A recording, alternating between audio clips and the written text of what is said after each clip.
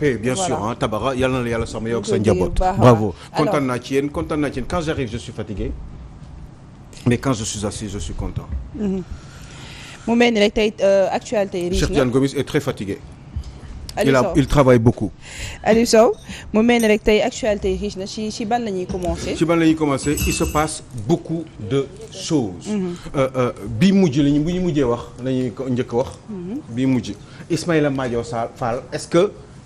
lu jig njaak moom mooy njaak ci mbirum troisième mandat bi loolu moom la ñuy mujjee wax. mais balaa boobu Pape Alé Niang bàyyi nañ ko. bàyyi nañ ko kii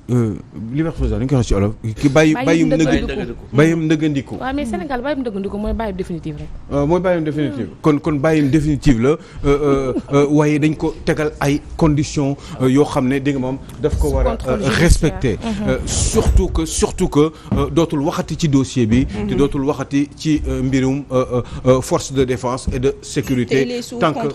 il est sous contrôle judiciaire donc maanaam bés bu problème amaté mais je pense que ni tallu ko war na mën a lijjanti boppam lijjanti njabootam essayer de se remettre surtout par rapport à cette grève de faim bi nga xam ne daf ko def pendant un certain temps et qu'il a vachement affaibli moom Pape Alé Niang donc di ko ñaanal yàlla mu gën a am kattan et puis revenir faire son travail et puis que justice soit faite mais en général une justice quand elle est faite c'est pour faire revenir une paix sociale dans un pays surtout que il s'agit d'une personne boo xam ne quand même une personne de renommée dans son métier mon Pape Alé Niang donc il faut que on calme le jeu et qu'on retrousse les manches et on travaille pour l'intérêt du pays nag du dara lu dul ñi war a def seen liggéey pour développer le pays pour que Sénégalais am ngëneel ñu def seen liggéey en toute urgence parce que les Sénégalais en ont besoin te ñi nga xam ne dañu war a leeral askan wi am yu ñu leen war a wax di leen jox ay information ñooñu tam ñu mettre leen ci ay conditions yoo xam ne dégg nga moom dina doon ay conditions yu leen di permettre ñu mën a liggéey convenablement te bañ a ragal wax yenn wax yi pour ñu leen di yóbbu ci kaso bi wala di leen yóbbu en mandat de dépôt mais aussi ceux qui travaillent dans ce pays qui sont des journalistes ñi nga xam ne dañu war di respecter aussi lépp li nga xam ne dafa war a doon loo xam ne dafay sécuriser réew mi parce que la liberté de la presse moi je suis d'accord 500% mais aussi je préfère encore mieux la sécurité donc du pays te sécurité du pays bi nag dafa am yoo xam ne bés buy génn wóorul dëkk bu fekkee ni état bi dafa war a am ay armes wala ay défense wala teg ay stratégie pour protéger sa population am na yoo xam ne bu koy def da koy nëbb mënu ko wane te képp ku nekk ci nguur di nga war a mën a xam ne loolu mën na am parce que c'est comme ça que un état fonctionne dëkk dafa am yoo xam ne kenn du koy gaaw di wax te même ñi nga xam ne ñooy journalistes yi bu ñu amee yenn information yi waruñu di ko wane je pense que même bu dee journaliste d'investigation même bu dee investigation am na yoo xam ne kenn du ko génne pour protéger ce dëkk boo demee aux États-Unis am na yoo xam ne gars yi def nañ ko surtout pendant la guerre Iran-Irak et pourtant journalistes yi du ñu génn yenn yi parce que si c'est là pour la sécurité des États-Unis d'Amérique eh ben ñoom duñ ko génne parce que seen priorité mooy protéger donc ce grand pays qui est l'Amérique que ce soit pour la France c'est pareil am na ay armes yoo xam ne ak ay bagages yoo xam ne bu fekkee ne dafay concerner les stratégies pour protéger le pays état daf koy bu koy def da koy nëbb waaye discrétion waaye bu fekkee ni aussi journaliste bi yàlla dafa def mu tombe ci xam ko surtout bu fekkee ni dafa nekk genre journaliste yu xarañ tel que Pape Alé Niang eh ben yu mel noonu dañ ko war di nëbb waru di ko génne quel que soit état wala mere bi nga mere état parce que da nga naan mere naa ko torop waaye ñii dañ fiy jógee te am na yoo xam ne bés mu ko génne xëy na sax li tax ay alternance di am du ko am parce que dëkk bi mun na pëcc xoo et puis on a des voisins aussi yoo xam ne ça craint des fois te sa voisin bu dee da nga yor ay say bagage ñoom moom warul xam fan nga toll ci doole par exemple doole militaire pour war mën laa bañ a yàpp ak yi demee noonu donc am na yoo xam ne mun na koy njort ci yow yaa ngi dégg la Russie ne sait pas tout des États-Unis mais les États-Unis ne savent pas tout de la Russie la France ne sait pas forcément tout de l'Allemagne quand bien même ñoom ñoo bokk seen Union européenne pourtant am na yoo xam ne ñoom dañ koy garder ku nekk da nga koy garder ci sa biir lu ñuy wax sa mbootu biir donc je crois que ce serait une très très très bonne idée que yooyu ñu ciy bàyyi xel même bu fekkee ni des fois da ngay mere état des fois toll ci benn niveau boo xam ne da ngay am envie lépp li nga xam nga génne ko pour mbir yi jaxasoo ndax sax ñu mën a changer affaire yi Aïcha Diakhaté alors Aliou Sow c'est vrai que Pape Alé Niang kese lañu du Pape Alé Niang kese lañu bàyyi Abdou Karim Gueye Xrum Xax aussi bàyyi nañu ko ak ki nga xam ne moom di professeur Cheikh Omar Diagne est-ce que loolu mën na participer à décrisper li nga xam ne moom moo di climat social bi vu que fan yëpp c'est tendu avec les grèves les manifestations pour la libération des détenus politiques bi ñu jàppee peut-être politique léegi nag ñenn ñi libéré nañ leen est-ce que mën na wàññi un peu tension bi nga xam ne moo nekk ci réew mi. moi je crois que dina ko wàññi mais ça ne doit pas suffire bu fekkee dañ koy def rek pour wàññi ko ce n'est pas bon non plus parce que bu fekkee ne dañuy juger dans un pays il faut que ñiy juger ñu koy def de manière équitable ni ngay juger Cheikh Oumar Anne noonu nga war a juger Aliou Sow ou Aïssa Diakhaté ou certainement Cheikh Tidiane Gomis si ça devait être le cas pour que mu am une certaine égalité de traitement dans la justice parce que ñun ñëpp les citoyens doivent être traités de la même manière de manière équitable ou égale donc je crois que ni loolu la mais des gens comme Cheikh Tidiane Cheikh Omar Diagne ce grand intellectuel il ne méritait pas d'être autant de temps en prison parce que man maa ngi xalaat entre-temps tout ce qu'il aurait pu dire de bien pour l'intérêt des Sénégalais am ñoo xam ne seen wax dafa am njëriñ ci réew mi te war ñu ko tey quelqu'un comme Karim Xrum Xax moom waxuma sax wax yi muy wax ni mais leen kese ma metti ci élection législative yi passé mooy lu tax defuñu ko député parce que ñaari nit laa xam ne man wax dëgg yàlla ci réew mi je suis persuadé que et j'ai toujours été persuadé qu'ils feront du bon boulot à l'Assemblée nationale loolu daf may wóor à la limite sax ma ñeme ko waat parce que damay xam ni ñi ci la ñuy waxee aqan la ñuy waxee ci seen xol la ñuy waxee li ñuy wax dañ ko gëm muy à tort ou à raison ah muy comment dire Guy Marius Sagna et Karim Xrum Xax donc ces gens-là franchement ce sont des personnes Karim moom wax dëgg yàlla moom suma rakk la on se fréquente pas beaucoup mais il sait ce que je pense de lui métti na ma torop et puis surtout que yaramam jotul la neex noonu donc yu mel noonu dañ ñu war a moytu ni ñu leen di téye mais aussi en même temps comme ni ma ko waxee rek bu fekkee da ngay wax àdduna nit yi la déglu da nga war a moytu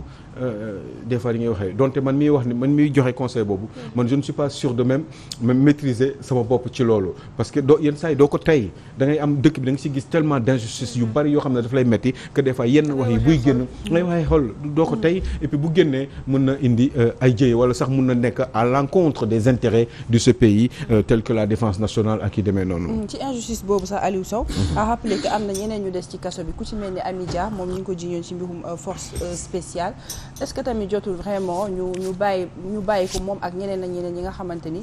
ñi ngi foofu la ci kaso bi ba oui quelqu'un comme Amy Dia c'est une dame boo xam ne jigéen la bu fekkee ni ça ne craint pas et ils ont des enquêtes à faire bu fekkee ni ça craint pas Amy Dia c'est une femme boo xam ne je ne pense pas qu'elle ait un certain niveau bu de poussée boo xam ne moo war a permettre mu mën a teg ay deal pour déstabiliser déstabiliser éviter une répétition la stabilité du pays ce n'est pas possible donc bu fekkee ne sax dafa am loo xam ne dañ koy njort ci moom war nañ ko mën a bàyyi à la limite sax di koy surveiller parce que ku mën a jël Pape Alé Niang ak li mu xam yëpp ci réew mi ak fi mu jaar yëpp quelle que soit situation kii yam sanitaire am eh ben bàyyi ko war nga mën a bàyyi Pape war nga mën a bàyyi Amy Dia boobu wax dëgg yàlla mérité wul nekk ci kaso bi nañ ko génne bu fekkee dafa am lu ñu ak ñeneen xam nga man des fois quand je cite certains noms là qui sont connus des fois bon c'est pas que ça me gêne mais je me dis que man ana ki ma xamul te nekk ci biir kaso bi kenn faalewu ko ci réew mi et pourtant il est en train ou elle est en train de subir cette personne là une injustice ci geôlier yi nga xam ne moom moo nekk ci réew mi maanaam ci kaso yi donc yooyu dama koy xalaat il y a des gens ils ne sont pas entendus kenn xamul leen ils sont ni vus ni entendus dans ce pays et qui sont en prison injustement et qui mériteraient justement ou d'être jugés ou d'être relâchés en attendant ñoom ñu yegg ci seen dossier définitivement donc je crois que à ce niveau-là il faudrait qu'on fasse extrêmement gaffe qu'on fasse attention par rapport à ça et que ñu jiital yërmande prison ça doit être une exception tëj nit kaso du quelque chose boo xam ne ça doit pas fonctionner sur l'essentiel pour moi c'est de l'accessoire c'est parce que amuñu choix moo tax ñu tëj nit ki kaso mais jël nit ki rek salaamaaleykum maaleykum salaam mu ñu tëj ko kaso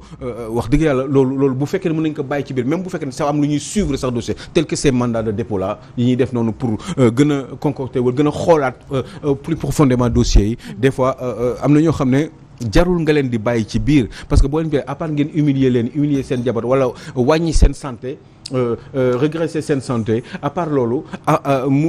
ce sont pas des gens qui sont dangereux. C'est d'une évidence que Pape Alé Niang n'est pas une personne dangereuse.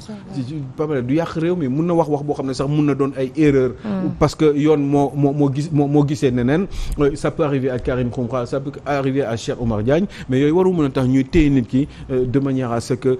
ñu naan nit ki est-ce que il est dangereux. Les terroristes tous ñi nga xam ne yooyu mën nañ leen comprendre mais ñooñu yàquñu réew mi quand même mu si def ñu ana Ousmane Diagne est-ce qu'ils l'ont sorti je sais même pas parce que dégguma turam je pense que il est là-bas pour affaire u ay yu ñu bind ci journaux là ci ay journaux xam nga ñu ay dessins yu ñu def ay graffiti ou moi je l'appelle des graffitis ay yooyu noonu vraiment waru woon mën a tax ñu leen di téye parce que tout simplement ils sont contre le pouvoir ils peuvent le lâcher quand même et puis même bu fekkee dafa am lu ñu koy def sax lu ñu koy def wala benn avertissement bu ñu koy jox parce que yoon moo ko tere eh ben ñu wax ko et puis c'est tout avertissement mais di ko téye nii comme ça man dama gisul raison bi quoi budul ay humiliation te loolu dafa war a di jeex mais mooy ni ma doon wax l'autre jour rek c'est moi je pense que des fois quand on s'oppose dans les pays africains en général bu ñuy opposé wu rek day am benn haine entre ñun. mais est-ce que loolu moo tax ma ne ba bëgg a laaj ne est-ce que appartenance politique nekkul tey jii délit ci Sénégal. mais parce oui que ñu bëri tey tëj nañ leen parce que tout simplement dañoo montrer seen appartenance envers le parti Pastef d'Ousmane Sonko. mais oui mais tout à fait et c'est ça qui n'est pas normal parce que à la limite ça on a le droit d'être un journaliste parce que c'est son métier. et puis nga am ay sentiments par rapport ak une benn pàcc ci kiiwu politique bi ci langue politique bi. mais non est-ce que question moom mooy est-ce que ñooñu mën nañu crédible bu fekkee da nga am pàcc da nga am benn je sais pas si ça se dit comme farande nga faral nit ko benn pété nga pété fenn est-ce que boo nit buy pété dëgg-dëgg dina crédible ci réflexion am par rapport ak idées yi mu war a découler moom en tant que journaliste pour l'intérêt des Sénégalais loolu mooy question bi est-ce que boo faree dëgg-dëgg di nga garder la lucidité nécessaire pour booy joxe ay conseils wala booy joxe ay xalaat wala nga war ay xalaat yoo xam ne dafa war a am njëriñ pour réew mi ñu xamee la ko est-ce que boo féetee ci ay sujets boo péetee ci ay sujets donnés yu précis est-ce que moment boobu loolu nga expliquer ci sujet bi est-ce que dina la mën a rendre crédible je pense que ni des fois c'est pas forcément évident parce que boo féetee nii par exemple man je ne peux pas imaginer que même bu fekkoon ni sax Abdou Karim def na erreur wala Cheikh Oumar Diagne def na erreur man mënuma imaginer wala Pape Alé Niang mënuma imaginer ñu leen di tëj kaso waaye bu fekkee ni yoon man mënuma ko nangu mais man en tant en même ci sama sentiment ci sama gis ci sama yëg-yëg waaye en tant que légaliste de notre côté est-ce que lu yoon wax dans un pays pour que pays bi mën a am une stabilité et une paix sociale est-ce que nit bu def erreur dañ ko war a sanctionner wala déet. oui dañ ko war a sanctionner Aliou Sow. mais en même temps su fekkee nit ki dama kaa bëgg parce que dama am lu ma ko xamal ci lu baax ci am njëriñ ci réew mi xam nga dama koy faral du ma bëgg loolu. et pourtant erreur am est-ce que moment boobu war naa ko reconnaître wala dina am la lucidité nécessaire pour reconnaître son erreur à cette personne-là. sanction bi oui mais ban sanction c'est-à-dire sanction aussi tamit maanaam même dañ lay wax si diine sax dañ lay wax ne bu loolu nit ki tooñee mais boobu boo ko mënul baal nga fayu comme lu mënatu maanaam waroo weesu la nga ko tooñ. sanction yi aussi tamit jàpp naa ni mën na lourd na par rapport si li ñu def si erreur bi ñu def beneen bi. mooy que ni da ngay sanctionné maanaam ku ma am ndey ku ma amul ndey c'est-à-dire moo si gën a fës te loolu moom c'est écœurant et que pourtant atmosphère maanaam langue politique warul mel noonu assemblée li fay xew waru fa xew parce que animosité bi da nga koy sentir da ngay sentir que tey jii bu ñu yeewoo suba ni mardi taali maxu wàññeeku na mais da am ñoo xam ne sax bu ñu mënoon tëgg sabar dañuy tëgg sabar wala bu ñu mënoon def leneen lu maanaam fête dañ koy fêter xëy na mënuñu ko moo tax duñ ko def parce que bu ñu demee ba tollu foofu loolu yaa problème yi te danger la pour man la ñuy teg ñi nekk ci opposition wala ñuy jàpp supposé que ni xëy na dañu far wala dañu féete wala bokk xëy na ànduñu ak wala bokk la ñuy wax nguur gi xëy na xaw naa dëgër xaw na ñagas te dañuy wax tamit dëgg du neex voilà donc ñu sanctionné leen donc su beneen côté bi da ngay dégg ñu menacé yu gën a grave quoi c'est-à-dire tamit te dara du leen ci fekk tey bés bu ne nga cité benn député bi nga xam ni xëy na si faux billets yi tey jii mi ngi doxantu ak voilà donc loolu daal moom mooy c'est le mal du pays pour man sanction oui comme ni nga wax noonu malheureusement te moom moo ñu dal même si côté par exemple nañ ma baal ñuy def lu ñaaw maanaam agresseurs yi wala ñuy def yeneen yi nga xam tey ji wala ñi rey ay yenn nit yi parce que dañu leen agressé wala dañu nangu seen kii wala ñu dugg seen kër ba yooyu fekk leen si tey jii da ngay gis ni tey jii Sénégal ñooñu dem nañ ba ragalatuñu kaso. c'est-à-dire tey dañ naan la maa ngi dellu si c'est-à-dire bu ñu demee toll réew bu ñu demee ba tollu foofu pour tegaat ko si raay yi je pense li nga wax sànq mooy dëgg kaso boobu moo war a doon li mujj. c'est-à-dire mythe la war a doon c'est-à-dire nit ki waru ko teel a découvrir ba koy miin. ba koy miis malheureusement. xam nga dama la daan wax ni gis nga y a des pays d'Europe surtout les pays d'Europe du Nord ñoom seen kaso yi finalement dafa vide. ba léegi yenn bâtiment kaso yi dañ koy jël di ko def ay HLM maanaam ay habitation à loyer modéré. pour ñi nga xam ne dañu am des revenus assez moyens. limité yaa ngi dégg pour di ko def pour ñoom ñu fay dëkk pour ñi loyer bi bañ a cher ci ñoom. des pays comme la Suède ou la Norvège ou les pays comme l'Islande da ngay gis ni ñoom dañu am problème pour dugal ay nit ci kaso yi ñun à la limite ñun suñu problème mooy suñu kaso yi bu fekkee dafa war a nekk 3000 personnes 12000 personnes ñoo fay nekk dans tout le Sénégal donc juste pour dire que ni